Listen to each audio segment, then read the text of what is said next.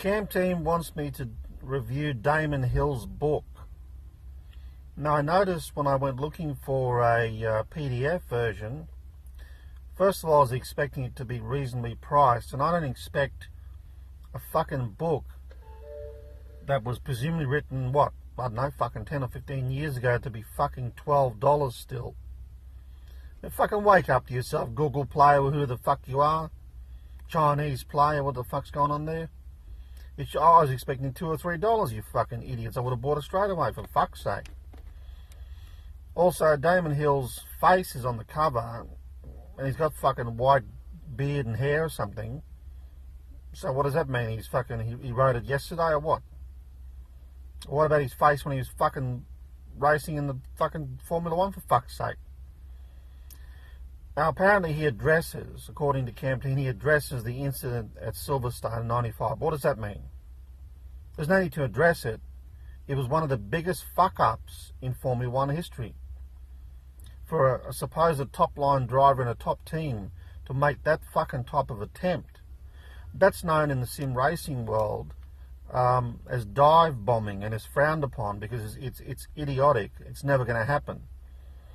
You know, when you're racing a Formula 1 car or any car, when you're racing them, you're generally at the limit of your brakes, which means you have to turn in a certain position. If you don't, you run off the track. So Damon thought, well, what? Schumacher can just adjust. He can only adjust so much before he goes off the track. So Damon thought he could do this ridiculous dive bomb from fucking, it was like 65 meters back or some shit. It was the most ridiculous move in motorsports. Even that, with the exception of that, I forget his name, some Chinese cunt, was it Katayama or some prick from the good old days, who was one of the worst fucking Formula 1 drivers we've ever seen. If you look at his record of behaviour, definitely one of the worst. With the exception of some of Katayama's moves, Damon Hill's move was one of the biggest fuck-ups I've ever seen. So in the chapter where Hill explains Silverstone 95, is the chapter entitled How I Fucked Up in Silverstone 95? Does he go on to explain in detail that he fucked up and what a big fuck-up it was? Probably not. Probably tries to talk shit. Just like some of the other pommies. For whoever's watching this, don't forget, back in the good old days when I was watching Formula 1, we had Australian hosts. We had Alan Jones, the former Formula 1 Australian world champion from 1980, and Darrell Eastlake.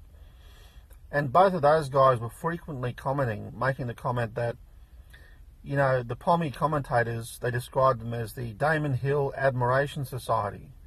Because, as I said before, Damon Hill could do no wrong. When Hill did something, it must have been a mechanical failure. Oh, how? What happened here? Well, I mean, is that Schumacher as well? Yes, Murray, yes it is. Because Damon fucking arse-ended him. Yes, it's fucking Schumacher. So, it's like that fucking wanker, I forget his name, from Eurosports, when the Adelaide incident happened, he immediately decided it was fucking Schumacher's fault. How the fuck can you do that? It's one thing to look at it for, say, a couple hours or an hour or so and say, yes, I think it's Schumacher's fault or whatever, which I don't, by the way. But to immediately say that Schumacher took out Hill is a fucking joke. It just shows the disturbing pommy bias these cunts have. Anyway, that's all I wanted to say. I thought this is far more important than the shit I spoke on Kevin Spacey. Anyway, yeah, this is just my opinion. You don't have to like it. No one's forcing you to listen to it. But if you don't like it, don't write some shit in my comment box. You'll be fucked off to fucking hell, drugged and fucked in a mental institution.